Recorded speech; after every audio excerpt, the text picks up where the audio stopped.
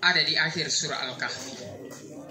Allah Subhanahu wa taala menyampaikan, "Faman kana yarju liqa'a rabbih." Barang siapa seorang hamba yang ingin berjumpa dengan Tuhannya, ada dua syarat yang Allah berikan kepada kita.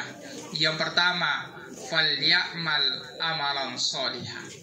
Hendaklah manusia itu ketika hidup di dunia, dia isi kehidupannya dengan beramal soleh, memperbaiki hablum minallah, hubungannya kepada Allah, dan bermanfaat, memperhatikan hablum minannas, hubungannya kepada sesama manusia.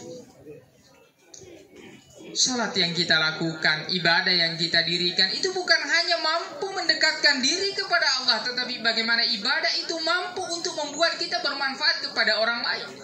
Teman-teman, jangan lupa tonton terus sampai selesai. Dadah. Bye-bye. Dapatkan petunjuk. Setiap hari kita keluar di pagi hari, Bapak Ibu. Pulang sore hari, tidak jarang kita pulang tengah malam. Apa yang kita cari sebenarnya? Harta yang kita kumpulkan, uang yang kita perbanyak, karir yang kita banggakan, jabatan yang kita kejar. Kalau bukan hari ini, besok. Kalau bukan besok, lusa. Kalau bukan tahun ini, tahun depan akan kita tinggalkan. Oleh karena itu, hadirin yang berbahagia, kehidupan kita niatkan seperti yang dikatakan oleh Kiai Haji Abdurrahman Wahid, guru kita Gus Dur. Kita dilahirkan dalam keadaan menangis ketika kita masih bayi. Kemudian orang-orang di sekeliling kita tersenyum bahagia menyambut kelahiran kita. Tugas kita di dunia hanya satu, bagaimana membalik keadaan ini. Kita mau ketika kita meninggal dalam keadaan tersenyum, dan orang-orang bersedih melepas kepergian kita. Kita tersenyum di hari kematian kita, dan Allah ridho dengan kedatangan kita. Oleh karena itu, hadirin yang berbahagia, oleh takziah kita hari ini ada di akhir surah Al-Kahfi. Allah Subhanahu wa taala menyampaikan, "Faman kana yarju liqa'a rabbih." Barang siapa seorang hamba yang ingin berjumpa dengan Tuhannya, ada dua syarat yang Allah berikan kepada kita. Yang pertama, falyamal amalan sholihan.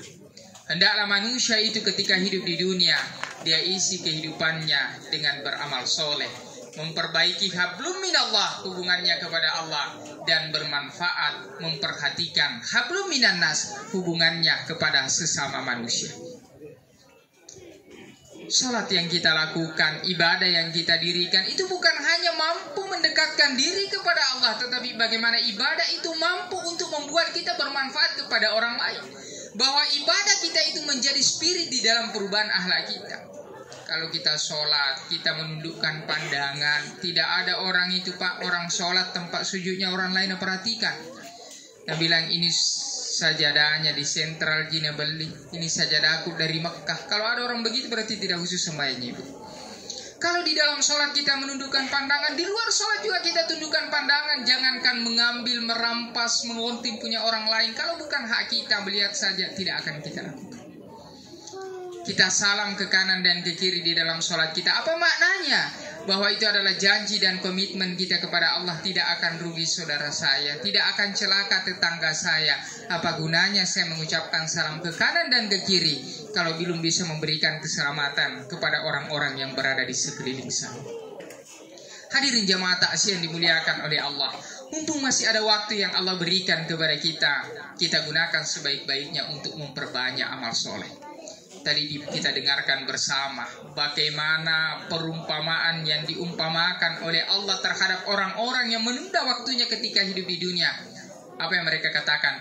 Laula akhartani ila ajalin qarib. Ya Allah, kalaulah Engkau menunda saja sebentar waktu kematian kami. Orang yang mau meninggal itu, Pak, apakah mereka meminta ditunda waktunya 1 tahun? Lama sekali. Apakah mereka meminta ditunda kematiannya 1 bulan? Lama sekali. Tapi mereka hanya meminta ajalin qarib. Sebentar saja Engkau menunda waktu kematian kami, ya Allah.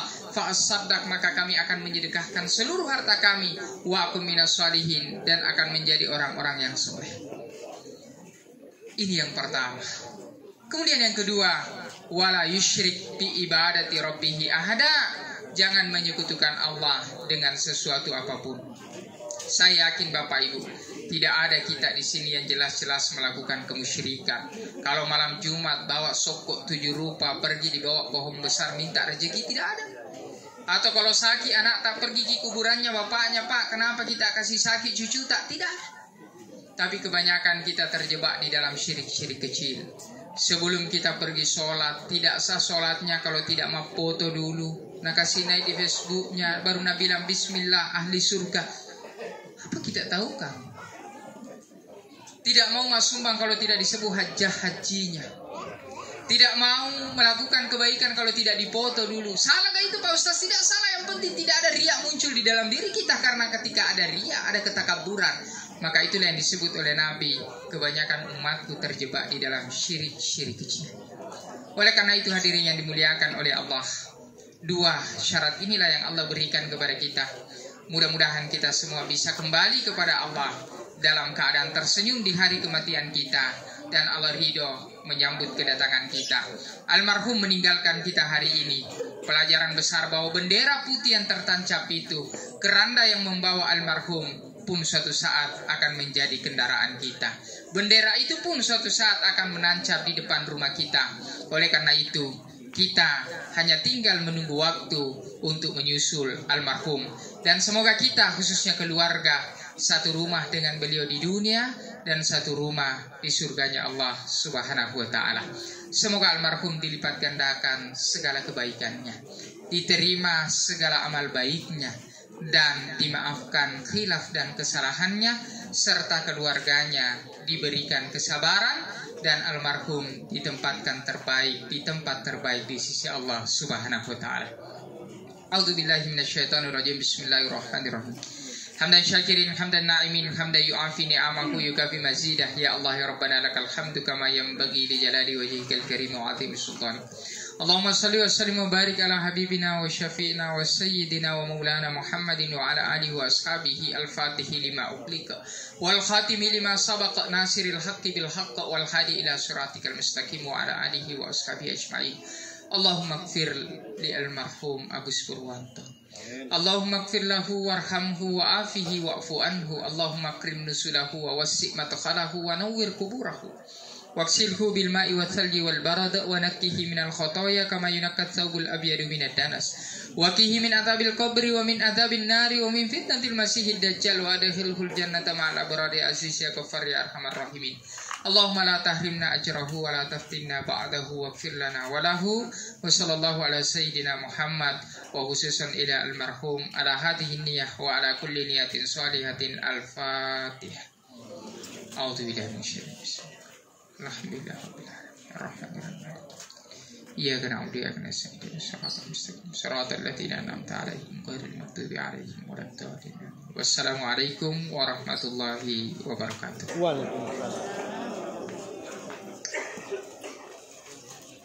Jamaah takziah yang kami muliakan, demikian tadi kita telah sama-sama mengikuti tausiah atau ceramah agama kepada Bapak Ustadz Andi Arif Tamsangi SPDI EPDI yang masih muda dan bahkan masih lajang.